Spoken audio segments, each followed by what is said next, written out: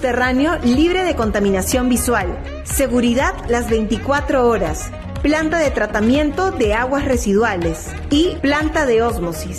Somos la única ciudad industrial con la mayor cantidad de empresas operativas y más de 1.9 millones de metros cuadrados vendidos. Ya son más de 120 propietarios que confían en nosotros. Ciudad Industrial Huachipa Este, el eje industrial de los grandes empresarios.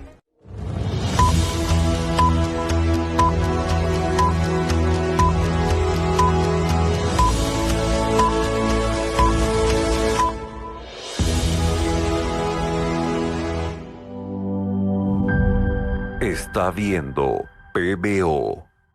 Hace 28 años en Petramás marcamos un hito importante. Somos una empresa privada que trajo al Perú un modelo sostenible y formal en todas las etapas que generan una correcta disposición final de residuos sólidos. El trabajo que realizamos nos ha llevado a ser una empresa peruana con la metodología necesaria para manejar la operación del relleno sanitario Guaycoloro y el relleno sanitario Modelo del Callao. En ellos se ha logrado insertar 2 mecanismos de desarrollo limpio, con los cuales somos el principal proyecto del Perú en la mitigación del cambio climático, alcanzando la reducción de más de 4,5 millones de toneladas de CO2 y la certificación de más de 1 millón de bonos de carbono. Continuaremos luchando contra el cambio climático, reafirmando nuestro compromiso y responsabilidad hacia nuestro país y el mundo.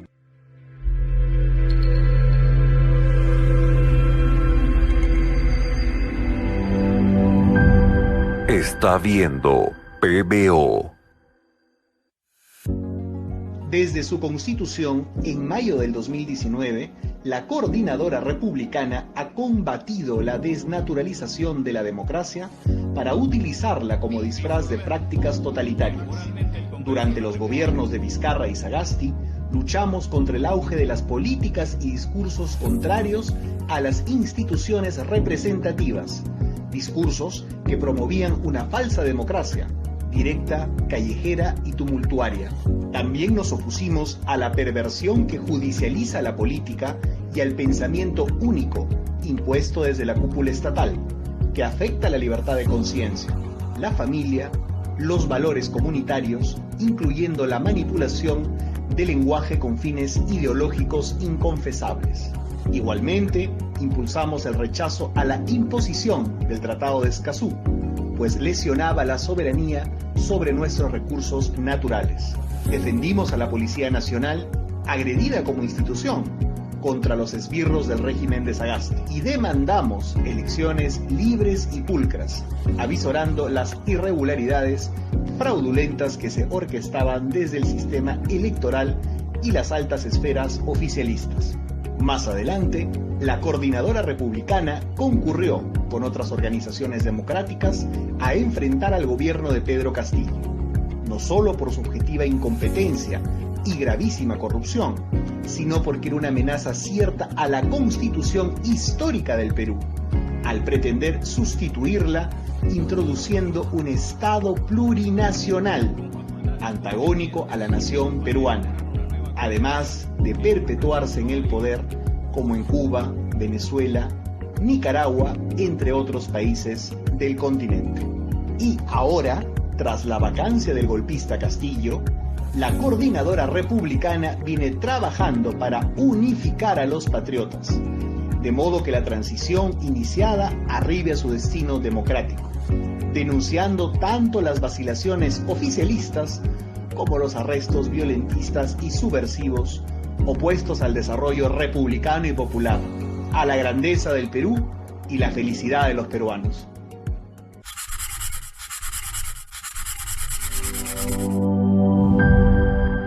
Está viendo PBO.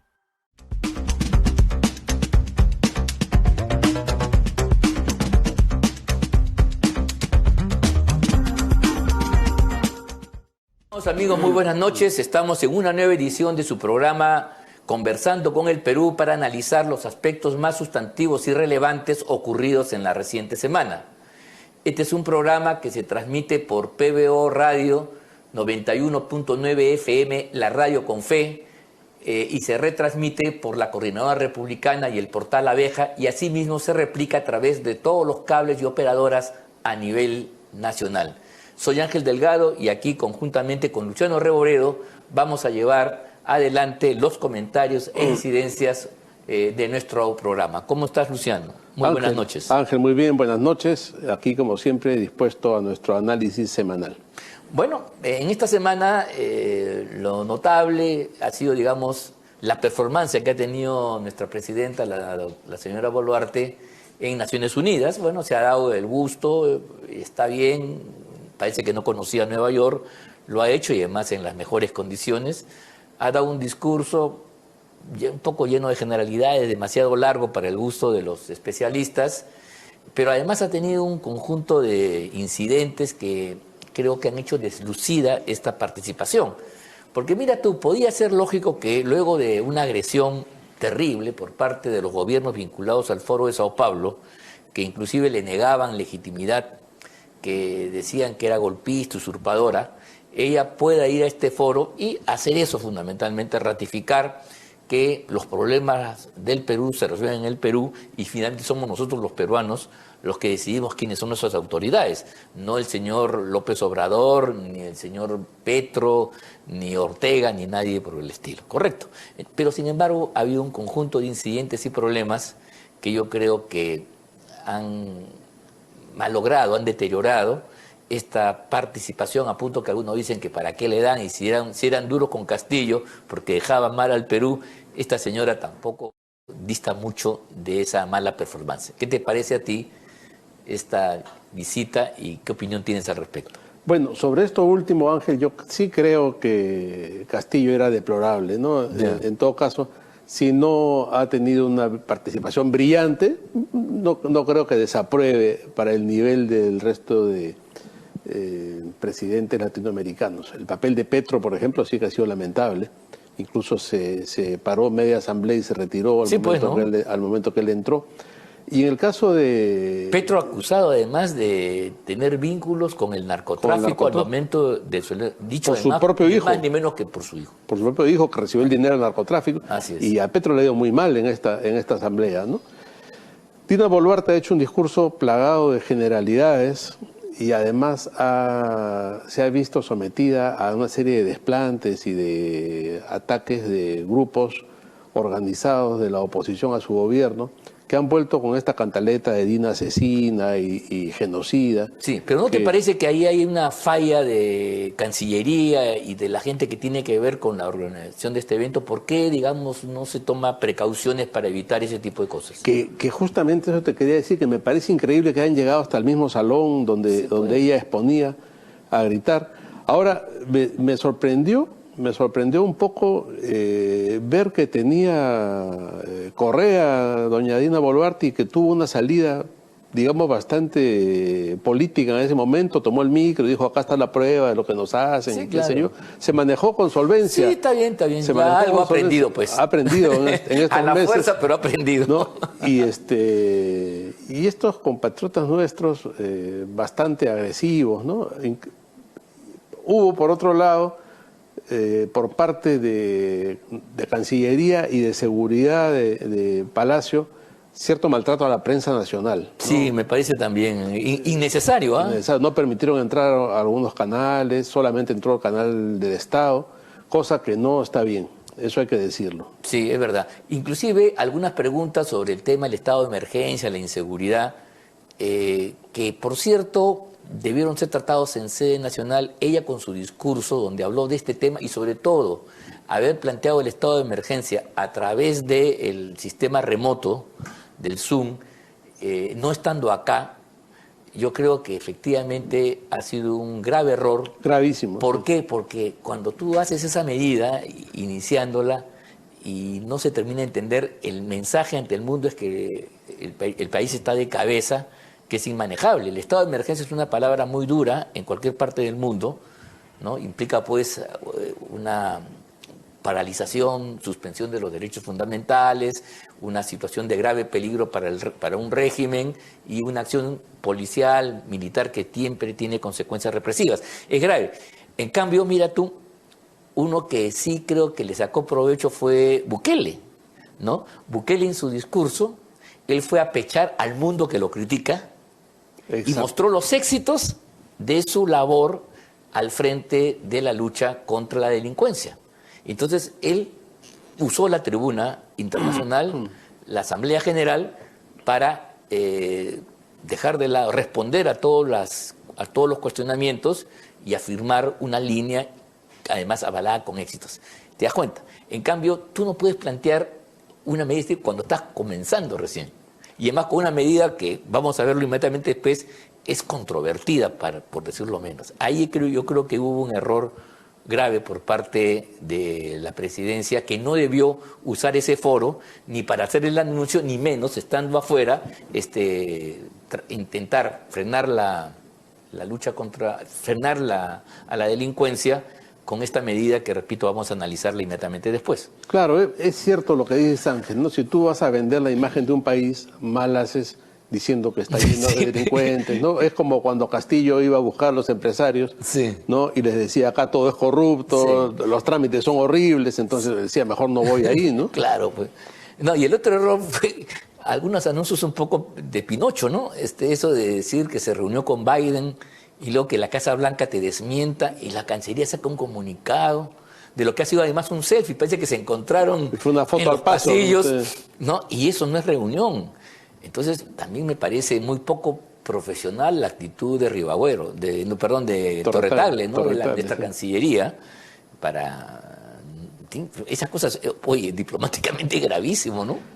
Sí, los tiempos actuales no resisten ni media hora un fake news como ese desde un gobierno y a un nivel tan alto, ¿no? Meter al presidente de Estados Unidos en un cuento no dura ni media hora. No, esa y Casablanca al toque, pues, claro. la prensa de Casablanca, porque imagínate, pues, por favor, de qué estamos hablando. En fin, esos son los incidentes, pero yo quería volver al tema que hoy día también está siendo discutido, conversado, analizado en todo el país, el tema de la inseguridad y la medida de emergencia. Al margen que haya sido dictada desde afuera, yo creo que es una medida que por lo menos se está intentando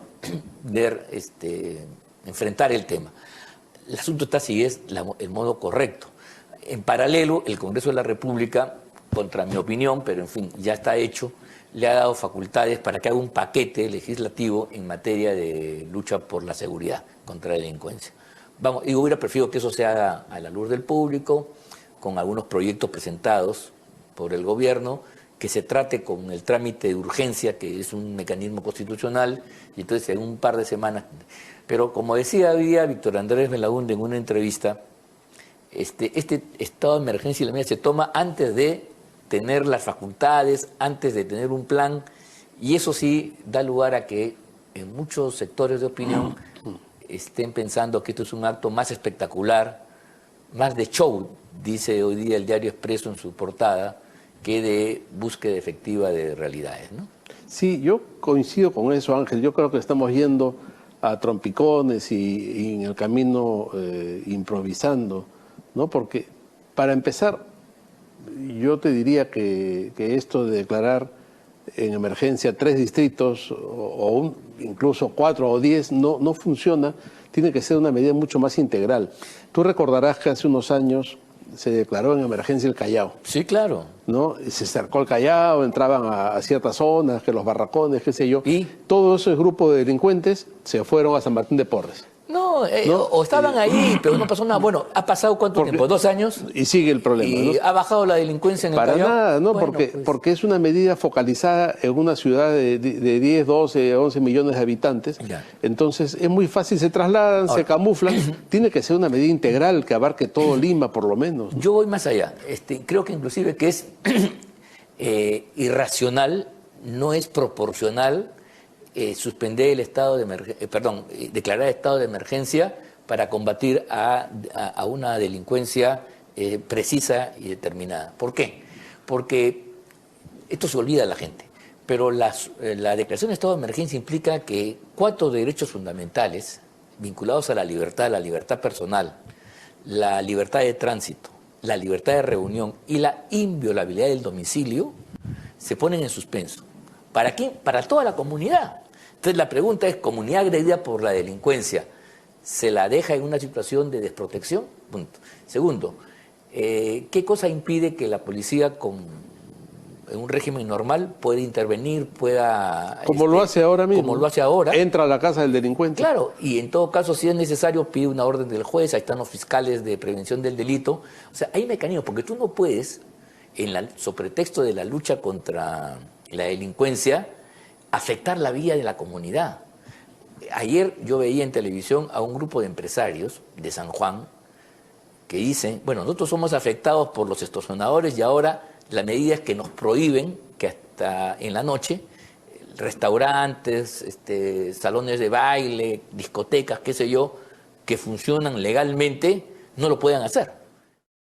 Eso es un contrasentido, ¿te das cuenta? O sea, es un costo que solamente se hace cuando tú tienes un tipo de violencia que es distinta a la violencia criminal del delito común. Si tuviéramos en actos subversivos como los que hubieron en el sur del país a comienzos de año, a fines del anterior, ¿recuerdas tú? Donde se pone en vilo la estabilidad es el toque del de queda, territorio, ese tipo de medidas. Tú paralizando, inmovilizando, con toque de queda, con prohibir la reunión, la movilización, todo lo demás, tú frenas. Y eso se hace efectivamente por un periodo. Pero para liquidar a estos extorsionadores que pusieron la bomba o la granada en una discoteca en San Juan, ¿tienes que hacer eso? Además, tú no sabes como policía, amigos que nos escuchan, ustedes ven los programas de televisión, Netflix, ¿no?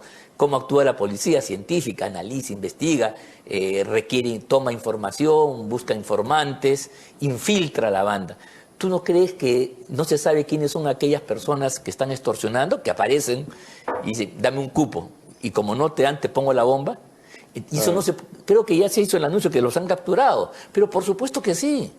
Claro que y no se produce este escenario donde tú ves a la policía pidiendo, por ejemplo, documentos a la gente en la calle. ¿Así van a caer los delincuentes? ¿Así vamos a desarticular el tren de Aragua de las bandas venezolanas, colombianas y también peruanas? Yo no creo, francamente. Ahora, Ángel, que mencionas el tren de Aragua, esa noticia que viene de Caracas, de esta requisa y rebelión que ha habido en la cárcel, es muy preocupante. Se han fugado, y yo no sé si ha sido armado esto por Maduro. Por Maduro, ¿no? Sí, Pero sí. se ha fugado la plana mayor, por llamarlo de alguna manera, del tren de Aragua, y según el diario ABC de Madrid ha informado, estarían ya en el Perú. Seguramente, claro, ¿No? claro. Yo no sé de dónde el ABC ha dicho eso, pero el cabecilla, el jefe, el máximo líder del tren de Aragua, según el ABC de Madrid, ya está en el Perú. Bueno, es que la lucha, la acción criminal delictiva también se ha globalizado. Eso es parte de las nuevas condiciones y la gente pues actúa. O sea, no solamente en su territorio, en su frontera, sino va más allá. Y en consecuencia, la lucha contra estas bandas tiene que tener un componente de inteligencia sustantivo. Si lo tuvo contra Sendero Luminoso, ¿no? Lo tiene que tener contra estas organizaciones. Y más lo vemos nosotros, otra vez te vuelvo a repetir, ¿no? En la televisión no vemos los programas, cómo actúan, ¿no? La policía de Nueva York, de Miami. Hay que infiltrarlos. Es un trabajo que no es tan rápido tampoco, ¿no? Es un trabajo de seguimiento, donde además tú con el tanque no vas a combatir pues ni con gente uniformada. Tú lo que necesitas es gente que, al contrario, la policía de investigaciones se mimetiza, ¿sí o no? Grupos como Terna. Grupos como Terna, que eso debería ser más generalizado. Lo que pasa es que creo que no tenemos ya una policía de investigaciones como había antes, la PIP, que cumpla esta labor. Es decir, más allá de los problemas que haya tenido la PIP, efectivamente creo que esta es una función que hay que fortalecerla radicalmente, y eso es lo que debería hacerse con las reformas legislativas que se van a aprobar más adelante.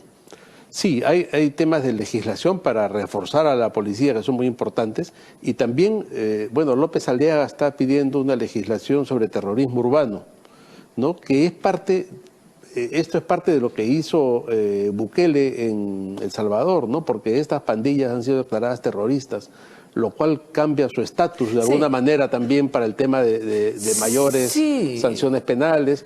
Veo con eso sí lo veo bien, ¿no? Porque ya alguien que pone una granada en una discoteca ya no es un delincuente común. No. Además, tiene una alta peligrosidad, y el hecho que ya actúen en organizaciones criminales grandes. Una cosa es el delito espontáneo, ¿no? que es terrible. Claro. o de pequeñas de grupos y otras que tengan una organización como el narcotráfico en México, por ejemplo, que son ejércitos incluso, y si el Tren de Aragua es una organización todavía internacional, creo que merece una legislación especial, Así es, ¿no? Como se tuvo para el terrorismo. Yo sí creo que hay que verlo ahora con sus características propias. Con jueces, y está bien que sea, jueces especiales. está bien que se abra el debate sobre la materia. Ya veremos en qué consiste, qué sí, qué no.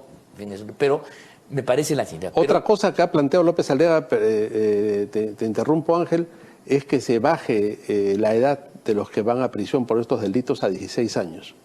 Porque dice que muchos de estos sicarios son menores de edad y por ese motivo pasan por agua tibia. El sicariato no es un delito juvenil, evidentemente, ¿no? Y el hecho que se use como lo hacían en Colombia, es justamente por Escobar eso. y compañía, yo creo que tiene que tener un tratamiento singular.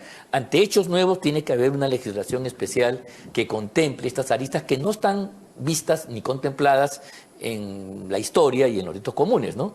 Pero en fin, esa es parte de la evolución. El derecho, Ángel, justamente va siguiendo la realidad y adaptándose a ella, ¿no? Así es, No está escrito en piedra. Ahora, el otro tema que a mí sí me parece es que tenemos que tener una comprensión, y es que yo he visto, por ejemplo, los alcaldes desfilar, ¿no?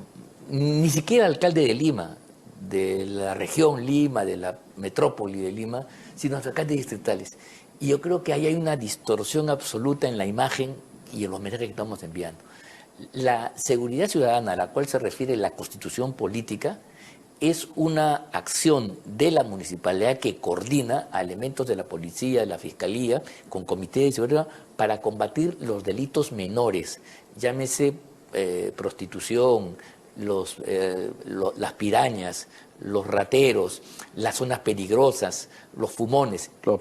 Estos que venden droga, y la municipalidad entonces, con sus acciones de recuperar espacio público, destuburizar ambientes, abrir parques públicos, darle una vida regular a zonas donde esta gente delincuente polula, hace una acción y lo hace además en compañía de los ciudadanos y entonces cumple una labor.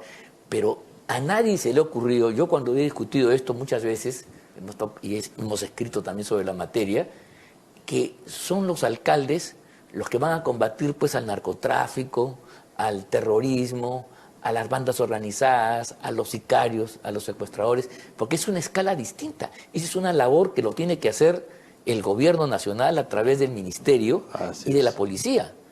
¿No? ¿Te das cuenta? Eso es una cosa que no se termina de comprender. Y si Bukele tiene un mérito, ¿okay?, es haber centralizado en su figura, en la persona de él como presidente y el gobierno central, una acción represiva contra este tipo de delincuentes que, por supuesto, supera la capacidad de cualquier alcalde.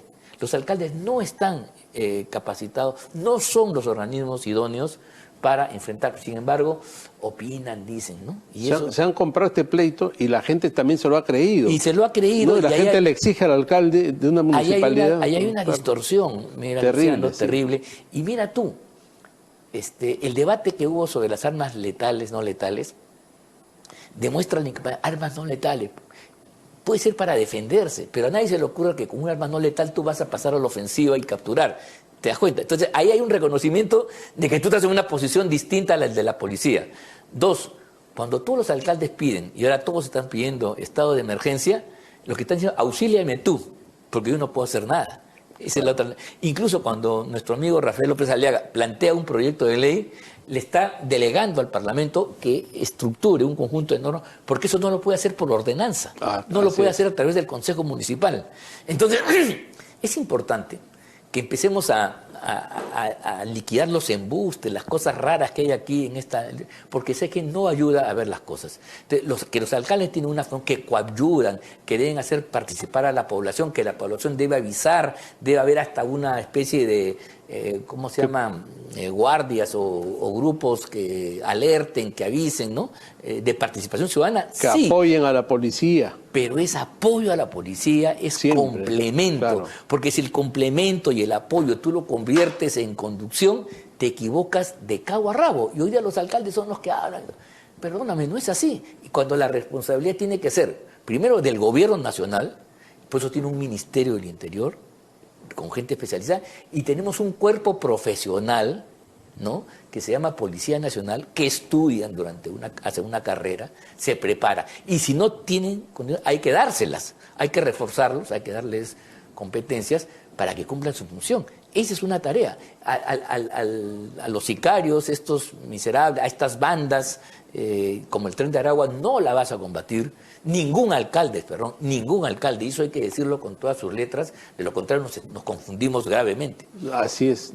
Ahora, Ángel, un tema sobre el cual yo me cuestiono permanentemente y pregunto, y mucha gente habla, es si después de 3 o 4 décadas de esa reforma que hubo, que unificó las fuerzas policiales, ¿funcionó o no funcionó? Yo creo que no. Yo creo que esta Policía Nacional que reemplazó a la antigua estructura que había Policía de Investigaciones Independiente, sí, y la Guardia Civil, creo que por su lado cada una funcionaba mejor. No sé qué opinas tú de eso. Lo que pasa es que las funciones diferenciadas de las instancias, al integrarla orgánicamente, se han menoscabado algunas de ellas, ¿no? Tengo esa impresión. Por ejemplo, la función de investigación yo siento que está menoscabada. ¿Te das cuenta? Porque había una rama especializada ahora en el tema, ¿no? Que se coordine y que efectivamente haya mecanismos de integración también, ¿no? Porque parece que lo que había, yo me acuerdo, para ser justos, había también mucha competencia entre la policía, la republicana y la republicana PIP. También, me había olvidado. Pero la republicana nos recordaba hoy día Vitocho en una entrevista con Chema Salcedo, nos recordaba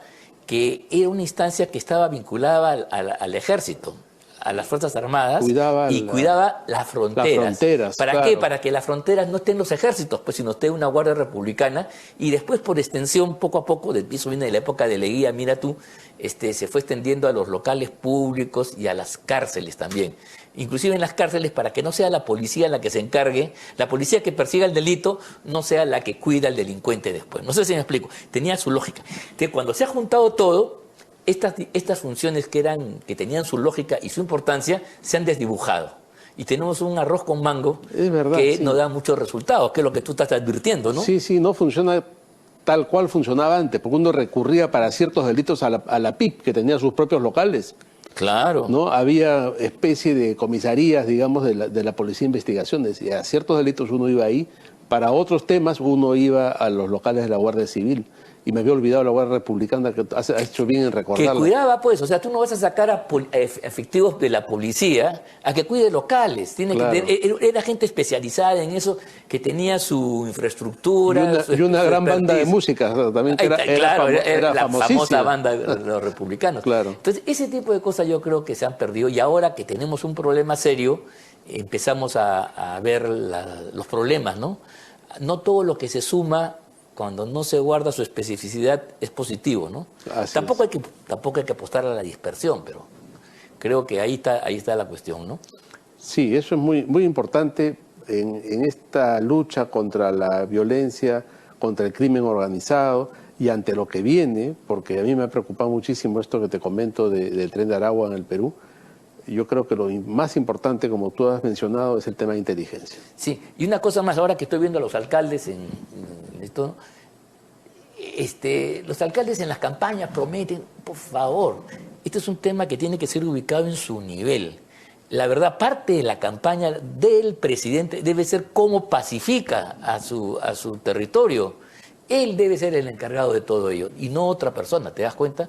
Ahí creo que otra vez la hizo, pero en fin, este es un tema muy importante, ya nos están avisando, hemos llegado al final de la primera parte de este programa y no sé, ¿tienes algo más que decir al respecto? No, vámonos a la pausa. Vámonos al corte para los mensajes comerciales. Y volvemos con nuestra invitada en la segunda parte del programa. Así es. La Ciudad Industrial Huachipa Este es el mejor lugar para invertir de forma segura a precios 100% accesibles. Ofrecemos lotes independizados y zonificaciones para todo tipo de industrias. Somos la única ciudad industrial con la mayor cantidad de empresas operativas y más de 1.9 millones de metros cuadrados vendidos. Ya son más de 120 propietarios que confían en nosotros. Ciudad Industrial Huachipa Este, el eje industrial de los grandes empresarios.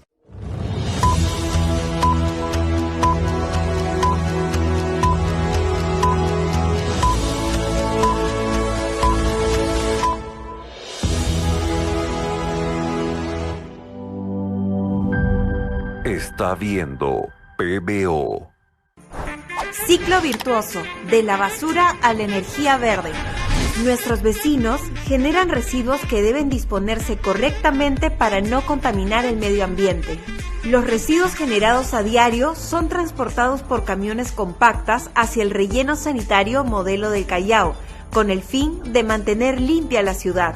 Disposición de residuos en el relleno sanitario modelo del Callao. Cada día recibimos en nuestro relleno toneladas de residuos, los cuales son depositados y sellados bajo altos estándares de calidad y seguridad. Captación y recolección de biogás. Los residuos se descomponen y generan gas metano, uno de los principales gases de efecto invernadero. Este gas es captado por pozos de biogás y transportado a través de un gasoducto. Generación de electricidad en la central térmica Biomasa Callao. El gas recolectado en el relleno sanitario pasa a ser procesado y convertido en energía limpia con la ayuda de los grupos electrógenos. Es decir, aquí convertimos los residuos en energía verde. Transmisión de energía eléctrica a redes interconectadas. La energía obtenida se transporta a través de redes de transmisión para ser repartida. Finalmente, la energía verde generada por Petramás es distribuida a miles de hogares chalacos, llevando energía verde generada desde los residuos.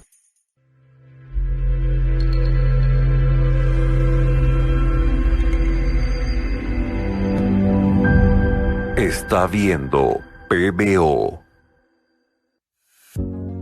Desde su constitución, en mayo del 2019, la Coordinadora Republicana ha combatido la desnaturalización de la democracia para utilizarla como disfraz de prácticas totalitarias. Durante los gobiernos de Vizcarra y Sagasti, luchamos contra el auge de las políticas y discursos contrarios a las instituciones representativas, discursos que promovían una falsa democracia, directa, callejera y tumultuaria. También nos opusimos a la perversión que judicializa la política y al pensamiento único impuesto desde la cúpula estatal, que afecta la libertad de conciencia, la familia, los valores comunitarios, incluyendo la manipulación del lenguaje con fines ideológicos inconfesables. Igualmente, impulsamos el rechazo a la imposición del Tratado de Escazú, pues lesionaba la soberanía sobre nuestros recursos naturales. Defendimos a la Policía Nacional, agredida como institución, contra los esbirros del régimen de Sagasti, y demandamos elecciones libres y pulcras, avisorando las irregularidades fraudulentas que se orquestaban desde el sistema electoral y las altas esferas oficialistas. Más adelante, la Coordinadora Republicana concurrió con otras organizaciones democráticas a enfrentar al gobierno de Pedro Castillo, no solo por su objetiva incompetencia y gravísima corrupción, sino porque era una amenaza cierta a la Constitución histórica del Perú, al pretender sustituirla introduciendo un Estado plurinacional, antagónico a la nación peruana, además de perpetuarse en el poder como en Cuba, Venezuela, Nicaragua, entre otros países del continente. Y ahora, tras la vacancia del golpista Castillo, la Coordinadora Republicana viene trabajando para unificar a los patriotas, de modo que la transición iniciada arribe a su destino democrático, denunciando tanto las vacilaciones oficialistas como los arrestos violentistas y subversivos opuestos al desarrollo republicano y popular, a la grandeza del Perú y la felicidad de los peruanos.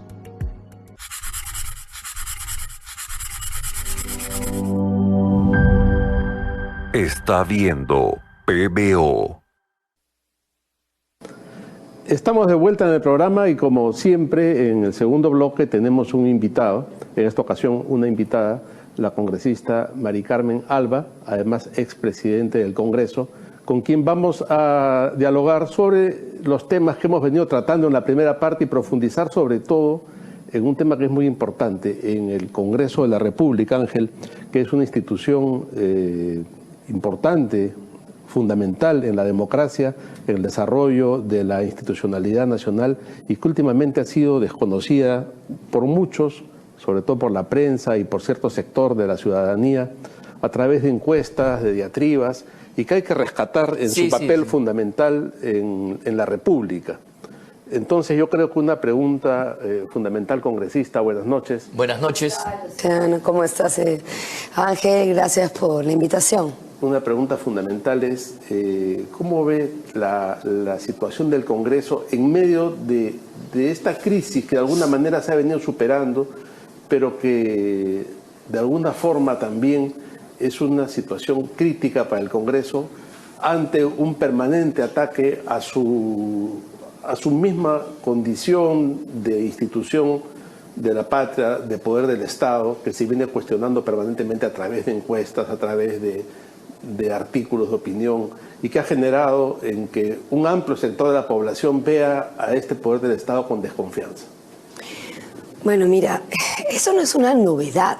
O sea, el Congreso, que es una institución que nunca ha sido popular, pero está formada por 130 personas, congresistas que representan a todo tipo de partidos políticos, nunca ha tenido una alta aprobación de la población, porque es evidente, ahorita tenemos 13 bancadas parlamentarias. Entonces, una cosa es hacer una encuesta para el Congreso, que está formado por 130 personas con 13 bancadas parlamentarias, y otra es cuando uno hace una encuesta pues solo al presidente de la República. No, es totalmente diferente. Y eso no pasa acá nada más. Justo hemos tenido, mira, la semana pasada, la visita de la Comisión de Relaciones Exteriores, ¿no? Amigos senadores que yo había conocido, yo los había invitado cuando yo era presidente de Relaciones Exteriores. Y justo han venido ahora que ya el presidente, como saben, es el congresista Aguinaga. Así que los recibimos. ¿Saben cuánto es la aprobación del Congreso en Chile? 3%.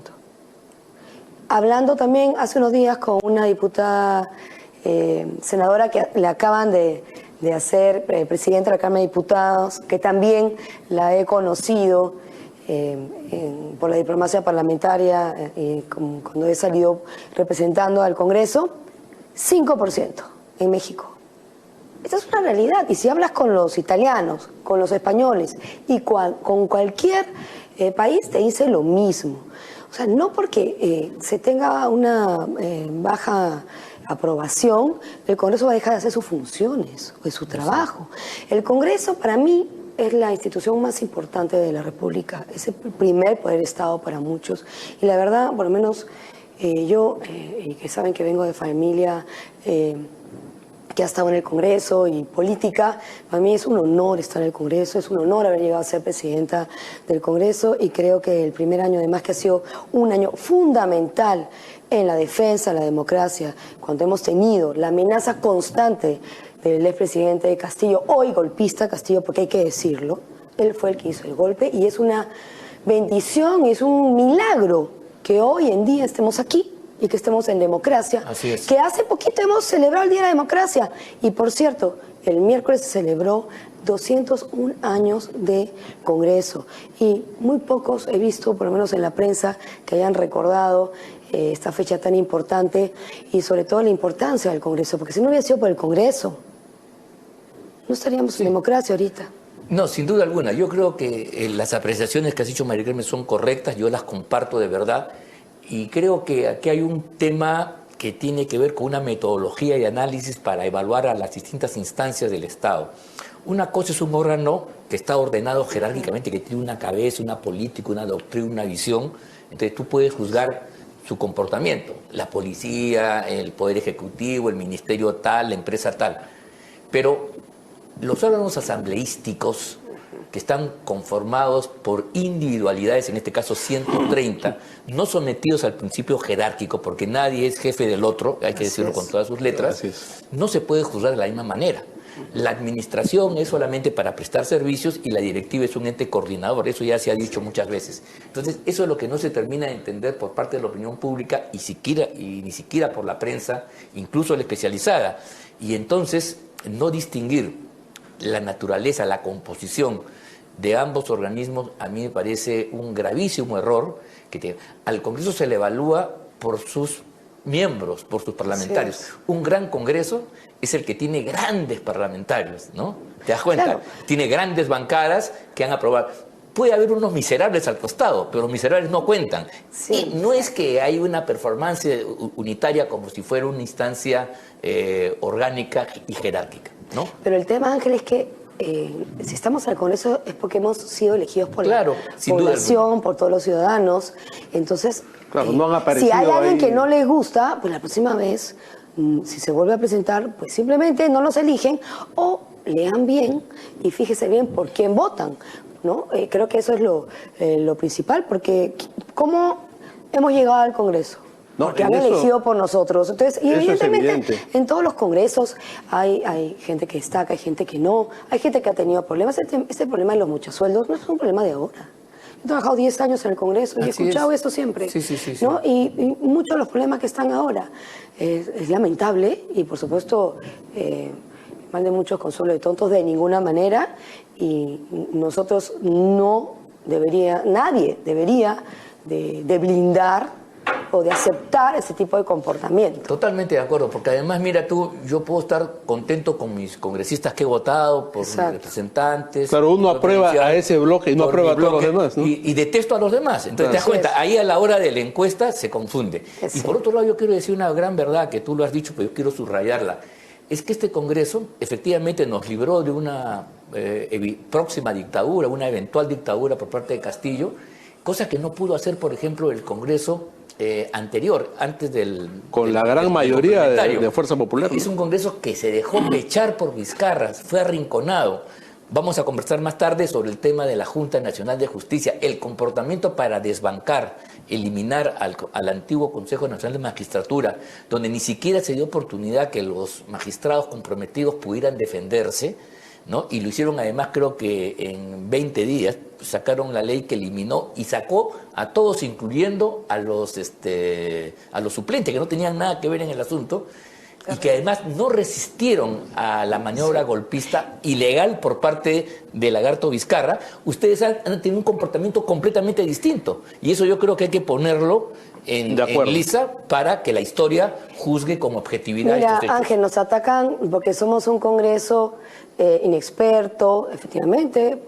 Eliminaron la reelección, el Congreso de la Reforma, eso es otra cosa, inexperto, nuevo, sí.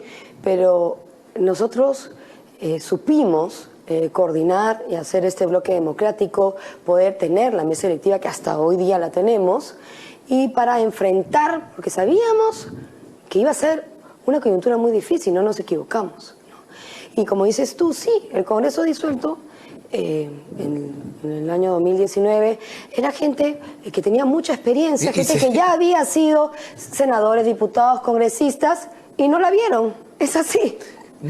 Textualmente no la vieron, se dejaron, o sea, no creyeron en el cierre del Congreso de Lagarto Vizcarra. No reaccionaron a tiempo. No creyeron. Y tuvieron fallas ahí Claro. pudieron suspender Lo que la pasa sesión. es muy difícil cerrar un Congreso, ¿no? Y si tú estás con un presidente democrático, se supone que no va a hacer una cosa así. Pero bueno, pues ya sabemos que el Lagarto engañó a todos hasta y al mejor cazador se le escapa la paloma. Es verdad, pero es bueno recordar esto, amigos, porque la historia es así y eso tiene que ser juzgado. Hace un año nomás, ¿en qué condición estábamos? En agosto del año pasado, septiembre, era una crisis terrible, ¿no? Sí, pues. Ahora, hay un tema con los partidos políticos, ¿no? Hablábamos de esta fragmentación de 13 bancadas, 12 bancadas permanentemente. Creo que entraron 8, ¿no? 9. Ah, 9. 9, mira, O sea, están ahí- una capacidad de Es que fecundación Perú Libre reproductiva. eran 37 y se dividieron, se han dividido 5, se dividieron. para tomar más comisiones, bueno, hay una serie de cosas que hacen, ¿no? Entre ellos, pero lo ya. que es evidente es una crisis en los partidos Sí, políticos, ¿no? totalmente. Acción Popular es una situación que hemos visto todos, por ejemplo, su partido. ¿Qué pasa con los partidos políticos, no? Porque, claro, hemos mencionado que el Parlamento merece todo el respeto, sin embargo, sí es evidente que hay una crisis de los líderes de los partidos.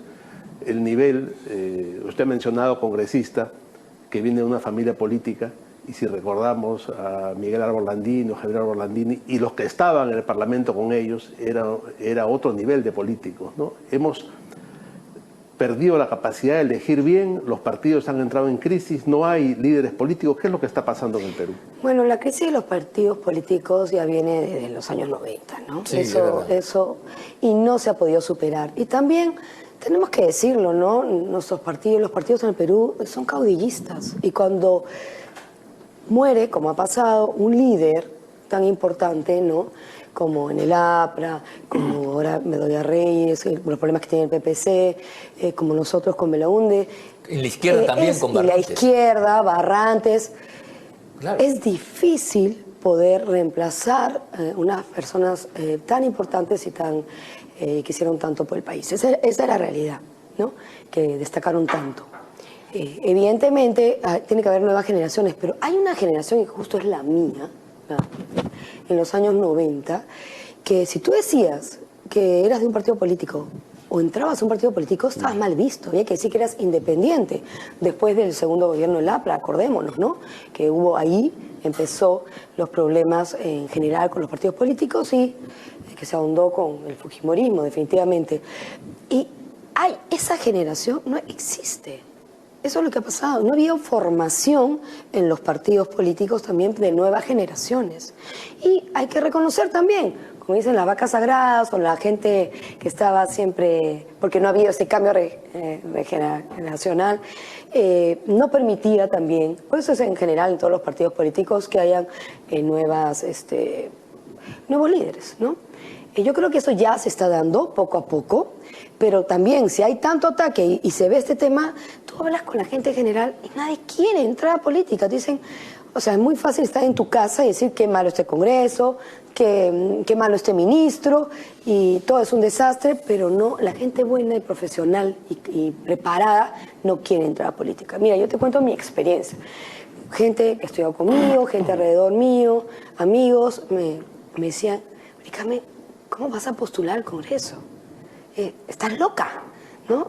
Tú tienes tu familia, tranquila, tu trabajo, te van a atacar, van a fastidiar a tu familia. Y digo, oye, yo no tengo ningún problema, ¿no? O sea, mi vida es transparente, yo jamás voy a hacer nada malo, ni meterme en temas de corrupción, no, pero ya vas a ser pública y te van a fastidiar. O sea, la gente, y te dice, a mí me gustaría participar, pero no quiero porque no quiero que me ataquen. Solamente de pensar de que salga su nombre, efectivamente. Y mira, todo el año que yo he sido presidenta del Congreso y que evidentemente, como era el titular y querían bajarse al Congreso y desprestigiarlo, no solamente tenía la prensa en contra, sino también al Ejecutivo, que era el principal, y no todo el mundo aguanta este tipo de ataques. No, es terrible. Se ha atacado a mi familia. Y las redes sociales, además, que es despiadado, ¿no? A mi esposo, se ha metido con mis hijos, a mis suegros. Es así, a mi padre. O sea, han llegado a decir que mi padre, que fue preso político, ustedes que lo han conocido, sí, claro. Él era periodista también, sí, como ustedes, y él salió en el 7-4 a defender cuando Velasco toma los medios de comunicación. Lo toman preso a él, a Ricardo Monteagudo, al papá de Ricardo Burga, al papá de Aneta Costa, a un grupo, ¿no?, de accionpopulistas y en general, ¿no? Y los llevan al potado. Han dicho de que mi padre estuvo preso por terrorismo. No. O sea, hasta esto he tenido que aguantar en la prensa. Ya sabemos pues qué prensa, ¿no? Yo por supuesto ni he contestado ni nada, porque la verdad que es peor contestar, levantar esas noticias o que te sigan fastidiando más. Pero yo les voy a decir una cosa, hablando con diputados, senadores, que digo, América Latina, sobre todo América Latina que sigue más, ¿no?, al Perú, todos me dicen, nunca en mi vida he visto una prensa como la peruana. Sí, claro. Es la prensa más agresiva que he visto en Latinoamérica. Me lo dicen los chilenos, los colombianos. Es increíble. Sí, y eso también hay que... acá tiene que haber libertad de expresión y opinión. Yo vengo, imagínate, hija de un periodista que ha luchado para la libertad de prensa, lo tengo clarísimo. Jamás haría nada en contra de la libertad de expresión y la libertad de prensa. Pero también hay que ver qué estamos haciendo y qué está haciendo, y que la prensa tiene que ser responsable. Porque sí es verdad... Claro, es la que crea opinión pública. Que los que crean, claro, la opinión pública, mal, pues. Y que educan más y atacan y dan otra imagen. A mí me pasa en la calle cuando salgo y felizmente a mí nunca me han tirado una piedra ni me han insultado, pero cuando salgo me dicen, ay, yo pensé que usted era así o era así. ¿No? ¿Por qué? Por la prensa. Hasta piensan que soy mucho mayor. Me dice, yo pensé que usted era mucho más. Yo le digo, ¿por qué? Sí, porque veo su foto. O sea, hemos llegado al punto que hay un medio de comunicación que normalmente puede ser el Photoshop, ¿no? Te ponen tu mejor foto. Bueno, a mí me ponen, me hacen viejita, ¿no? Expresión de viejita y arrugas en la cara para que parezca mayor. Es increíble. Ahora bien, sí, tienes razón.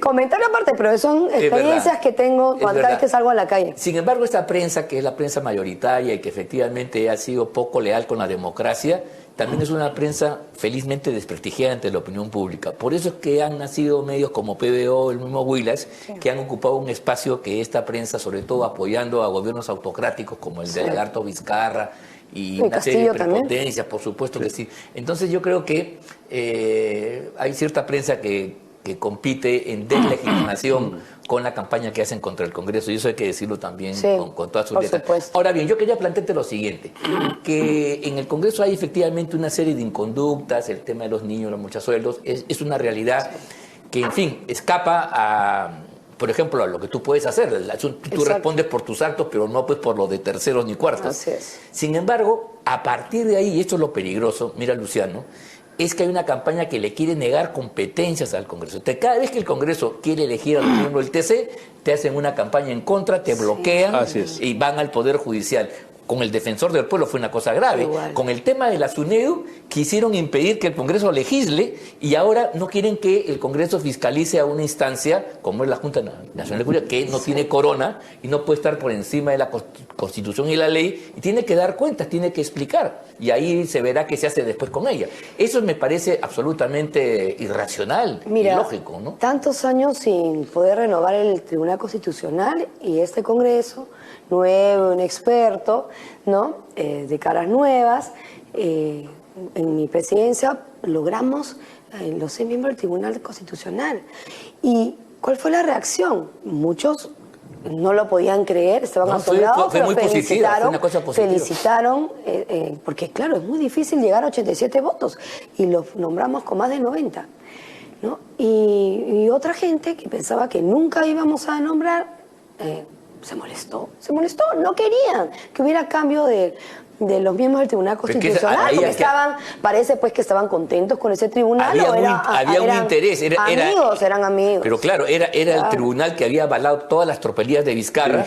Y que además avaló de haber prosperado, golpe, de no haber hecho ustedes lo que lograron, eso se hubiera perpetuado hasta el día de hoy, que era la idea, tener un vizcarrismo en el TC que tirara abajo todas las normas y reformas. Impedir la renovación del TC fue una de las razones del golpe. Pero claro. Así, acuérdate. Bueno, así es. Porque eligieron a Gonzalo Ortiz de Ceballos. Ese fue uno de los temas de fondo. En el fondo querían que ese poder constituido a favor de ellos y que legitimaba todas las tropelías, ¿no? Se mantuviera. Claro. Por el mayor tiempo posible. Pero Ángel, este Congreso lo único que ha hecho es su trabajo. Sí, no, en eso está cuando perfecto. yo asumí la presidencia y cuando nos reuníamos y coordinábamos con el Bloque Democrático, teníamos clarísimo que el objetivo y que una de las cosas era poder nombrar lo que estaba pendiente, ¿no? El defensor, el Tribunal Constitucional, y lamentablemente el defensor me lo paró el sindicato y ya no hubo tiempo para hacerlo en mi gestión, ¿no? Cosa que también, a pesar de todo, es una cosa positiva, porque peor es tener un provisional que además respondía sesgadamente. Y bueno, la comisión que designó y que entrevistó a los que postularon para ser defensor del pueblo, quedaron ahí estas 3 personas, ¿me acuerdo? Sí, eran 3 creo. Y el que tuvo el consenso, porque así es, el Congreso es un foro político y los votos definen todo. A uno no le puede gustar, pero la democracia es aceptar la voluntad de la mayoría. Y el único que tuvo consenso fue él. Y creo que se necesitaba un cambio, porque también no podía estar la persona encargada tanto tiempo. Y bueno, tiene que hacer su trabajo y creo que ahí lo está haciendo, ¿no?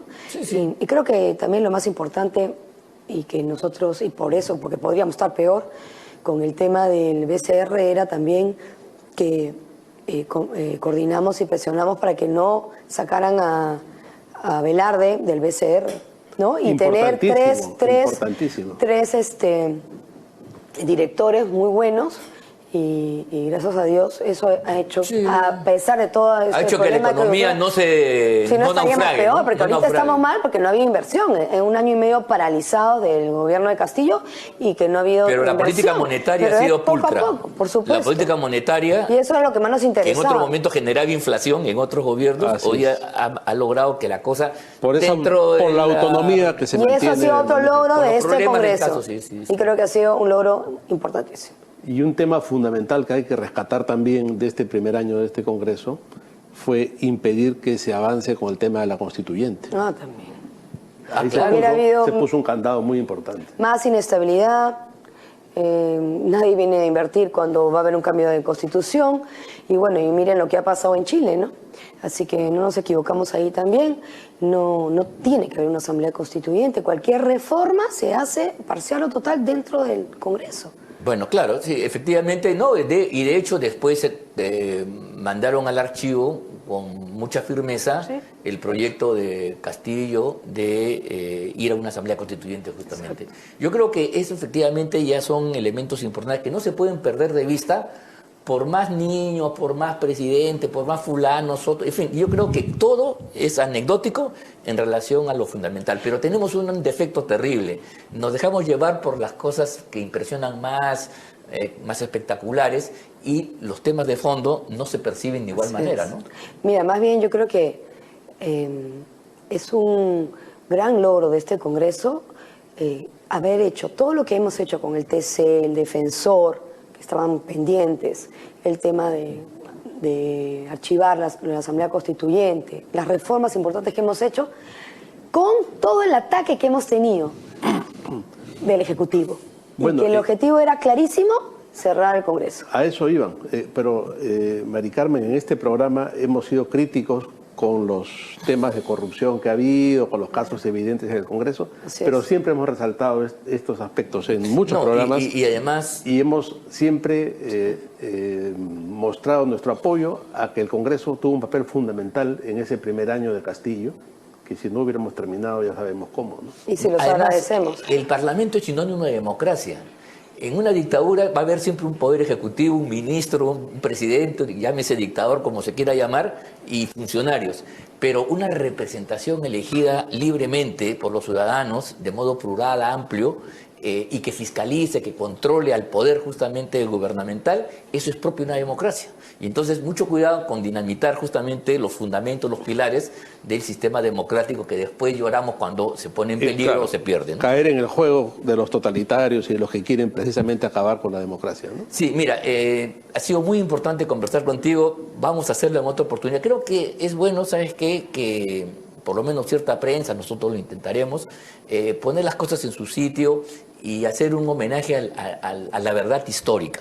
Por supuesto, ahí hay una serie de críticas, yo creo que tú también te puedes poner al frente de las mismas, no se trata de esconder, pero sí relevar aquello que es fundamental para que ustedes, amigos que nos escuchan, puedan tener un juzgamiento más real de las cosas y no caer en la grita que hace cierta prensa y cierta gente de denostar al Congreso de la República a punto que postular que lo cierren y que haya una autocracia. Eso es lo que se quiere en el Perú, como ya vive en otros tiempos. Creo que eso sería una cosa terrible. Muy buenas, muchas gracias, Mari Carmen, realmente ha sido muy valiosa tu presencia, te agradecemos mucho. Y decirles a todos que hemos llegado ya al final de este programa, la hora es tirana. Decirles que nos sigan a través de todas las redes sociales de la Coordinadora Republicana, en Facebook, Instagram, Twitter, TikTok y YouTube, en el canal CRTV. Y, por supuesto, agradecerles a todos ustedes también por el seguimiento sábado a sábado para llevar adelante este análisis de la semana. Muchas gracias y muy buenas noches. Buenas noches, gracias. Será hasta el próximo sábado. Nos vemos.